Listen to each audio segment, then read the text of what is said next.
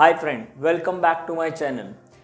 We are dealing with the partial differentiation और ये सबसे important topic है partial differentiation का which is called composite function. इसको solve करने के लिए पहले तो composite function का idea समझ लेते हैं.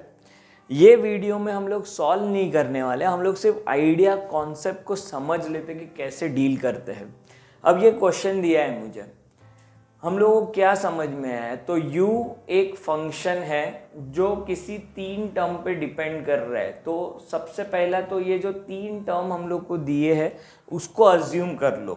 अब अपना अजम्पशन कुछ भी हो सकता है, कुछ भी मतलब इसको एक लेटर से डिनोट कर लो, इसको अदर लेटर, इसको नेक्स्ट लेटर से. तो ये लेटर क्या है? तो अपनी चॉइस के लेटर से हम लोग रिप्लेस कर लेते हैं. तो let capital A is equal to e raise to x minus y, capital B e raise to y minus z and capital C e raise to z minus x. तो अगर मैंने उसको ऐसे रिप्लेस किया है तो u क्या बनेगा? तो u is a function of a, b and c. ये a, b, c का फंक्शन. But my a, b and c depends on x, y and z. Function के अंदर फंक्शन हो गया, मतलब u is a function. In fact a, b, c are also a function. किसका function? x, y, z. तो इसके लिए इसका नाम है कंपोजिट फंक्शन. अब सॉल्व कैसे करने हैं वो तो हम लोग नेक्स्ट में करेंगे, लेकिन आइडिया समझते हैं. ये जो मैं डायग्राम ड्रॉ करने जा रहा हूं, अगर आपने हर क्वेश्चन में वो डायग्राम बना दिया तो कोई भी क्वेश्चन सॉल्व कर सकते हो. तो ये डायग्राम को समझ लेते हैं. सबसे ऊपर है u और ये u जो है वो डिपेंड कर रहा है a, b और c पे. अच्छा, अगर यहाँ पे सिर्फ दो ही टर्म दिए होते तो a और b सिर्फ दो टर्म बनते मेरे पास. a, b और c किस पे डिपेंड कर रहे हैं? तो a, b और c तीनों डिपेंड कर रहे हैं x, y और z पे डिपेंड कर रहे हैं. अब तुमको लगेगा सर a तो सिर्फ x और y पे ही कर रहा है, तो इधर आ गया ना a x और y पे, तो x और y कंसिडर करेंगे, b y और z कंसिडर करेंगे. बट ओवरऑल जितने वेरिएबल है वो सारे लिखने x, y, z.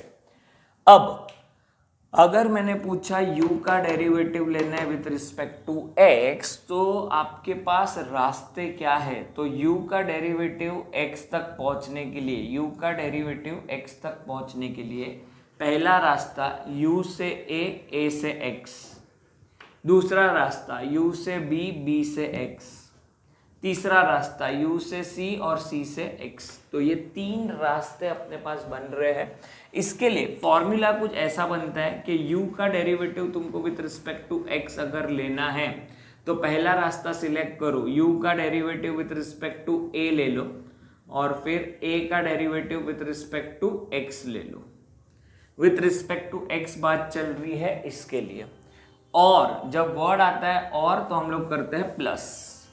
u का derivative with respect to b ले लो और फिर b का derivative with respect to x कर लो और u का derivative with respect to c करो और c का derivative with respect to x कर लो. ये अपना मेथड है.